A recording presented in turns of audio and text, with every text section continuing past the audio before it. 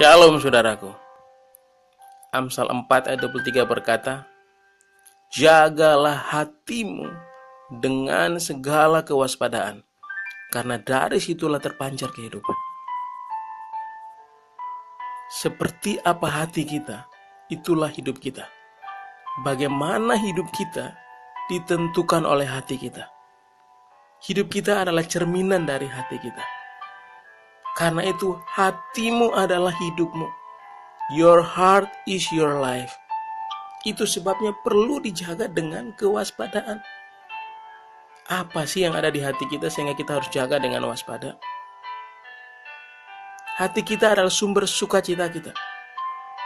Alkitab berkata, hati yang gembira adalah obat, tetapi semangat yang patah mengiringkan tulang. Hati kita juga adalah sumber kebaikan maupun kejahatan. Alkitab berkata, orang yang baik mengeluarkan yang baik dari perbendaharaan hatinya yang baik.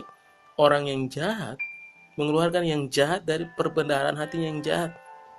Hati kita adalah sumber kekuatan maupun kelemahan kita. Alkitab berkata, jika engkau tawar hati pada masa kesesakan, kecillah kekuatanmu. Hati kita juga adalah sumber kesombongan. Karena hati kita sumber hidup kita, karena hati kita menentukan hidup kita, maka hati kita harus dijaga dengan waspada. Kenapa harus dengan waspada? Karena ada 4 kekuatan besar yang mau hati kita, supaya kalau dia tinggal di hati kita, dia menguasai hati kita dan mencerminkan dirinya di dalam hidup kita. Ada Tuhan yang mau, ada setan juga yang mau, ada diri kita yang mau, bahkan ada dunia yang mau.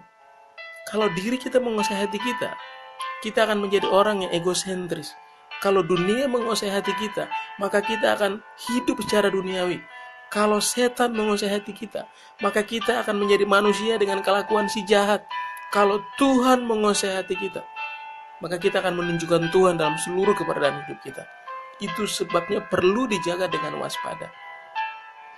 Pertanyaannya kemudian, bagaimana kita bisa menjaga hati dengan segala kewaspadaan?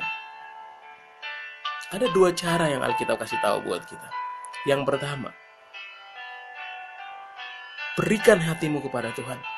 Biar Tuhan yang pegang hatimu, Tuhan kendalikan hatimu.